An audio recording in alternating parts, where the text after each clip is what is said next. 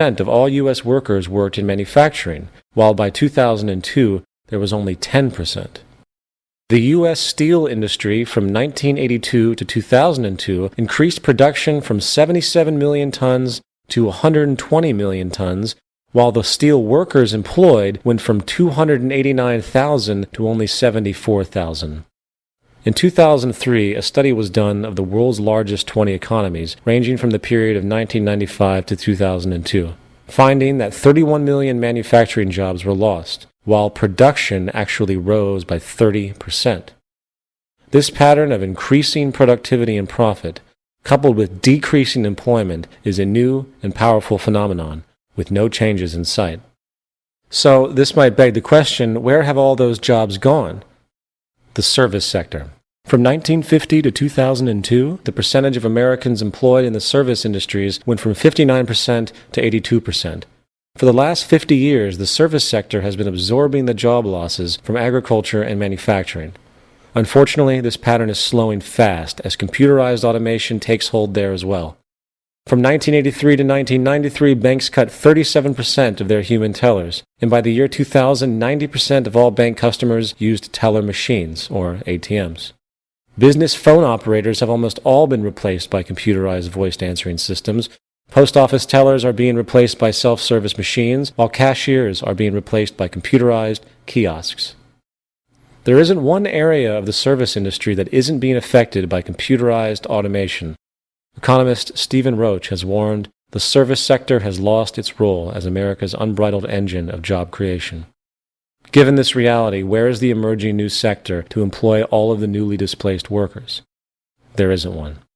And while economists struggle to create models to deal with the issue of nearly unstoppable unemployment, most refuse to consider what is really needed in order to prevent a total breakdown of society.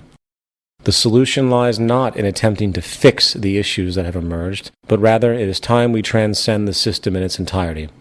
For the system of monetary exchange, along with capitalism itself, is now completely obsolete in the wake of technological creativity. If people do not have jobs, they cannot support the economy by purchasing anything.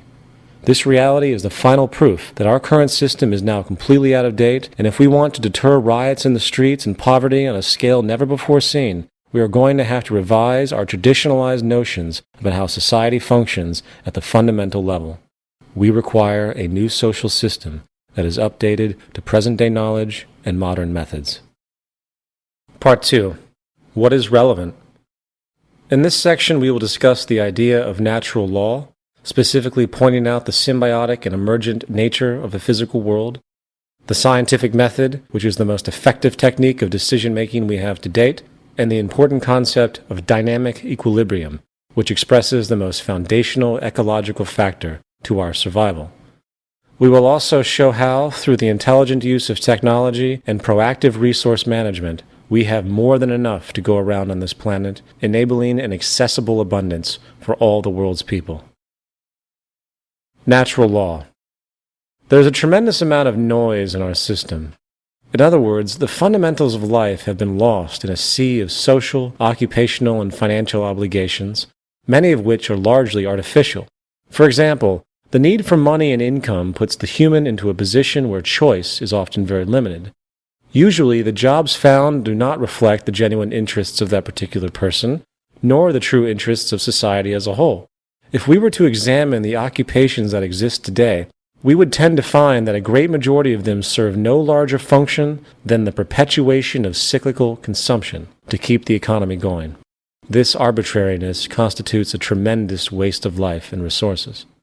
Consequently, the entire educational system in the modern day is nothing more than a cookie-cutter processing plant that prepares humans for predefined occupational roles. This element of human life has become so traditionally ingrained that many falsely consider the nature of having a job some form of human instinct. Even parents will blindly ask their kids, "What do you want to be when you grow up?" as though there was only one thing to prefer. Putting the traditional norms and modes of conduct in society aside for a moment, let's stop and consider what is actually relevant. Let's pose the question, what are the near empirical aspects of nature, and what do these understandings teach us about how we should govern our conduct on this planet? Natural Law 1. Every human needs adequate nutrition, clean air, and clean water, and therefore must respect the symbiotic environmental processes relevant to those needs. Most people today do not understand or consider the interconnectivity of nature and the chain of processes by which our food, air, and water currently come about. However, if we recognize, examine, and learn from these processes, a logical train of reasoning coupled with suggestive inference will guide us to more appropriate human behaviors that will help fulfill our needs. For example, water and air are naturally abundant planetary resources that only require that we, the human population, maintain them and preserve their sources. Sadly, our impulsive, narrow-sighted profit system has seen to it that usable water is now approaching crisis scarcity, for industry continues to pollute the system at every turn. In the United States alone, about 3 million tons of toxic chemicals are released into the environment a year, contributing to birth defects, immune system disorders, cancer, and many other serious health problems. The symbiotic relationship of natural processes has a built-in frame of reference, which is accessible by understanding how the world actually works via scientific investigation. Very simply, our behavior should be guided by the priority of seeking the highest optimization of circumstances that preserve and maximize the abundance and quality of our necessities of life. Sadly, this is not happening. The fact is, our sustainability is under severe threat by the current methods we are using. The monetary system continues to operate with the interest of short-term gain at the expense of long-term destruction.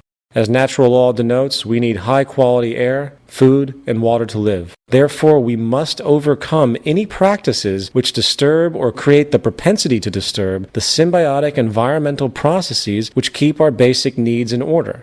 If we don't, the consequences of our violation of this law could put us past the point of no return environmentally, and thus the survival of the human race will be in question. Natural law 2. The only constant is change, and human understandings are always in transition. There is no evidence to support the idea that anything we think is true today will maintain its integrity tomorrow. While certain observed natural phenomenon may seem near empirical, based on current scientific evidence, the specifics of each notion will always be altered, for our tools and methods of analysis are always changing and hopefully improving. In the words of C.J. Kaiser, absolute certainty is a privilege of uneducated minds and fanatics. A cursory glance at widely defended historical notions, from the earth being flat to the sun revolving around the earth, teaches us that intellectual change is constant, and in turn, humans must keep as open a mind as possible to new information, even if it challenges that person's sense of identity. Everything we think and know are only probabilities, and with modern methods of analysis which have proven to have proactive benefits to society over long periods of time, we can now weigh our understandings and beliefs on an evolving, sliding scale, ranging from least probable to most probable. This is based not on human opinion or subjectivity, but on concrete feedback responses from the natural world. And this point brings us to the scientific method. Nature itself has its own set of rules, and it doesn't have the capacity to recognize or care about what you or anyone else wants to believe is true.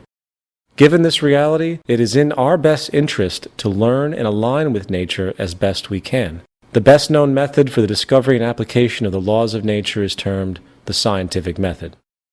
The scientific method basically has 3 steps: recognizing a new idea or problem that needs to be solved, the use of logical reasoning to create a hypothesis, considering all information available, and the testing of that hypothesis in the physical world through observation. The scientific method of inquiry is what has allowed the human species to gain comprehension of themselves and the physical world. For better or for worse, it is what's behind virtually every advancement that has improved the lives of the human species. However, most in our romanticized world still tend to view science as a cold, heartless medium, while citing distorted human value abominations such as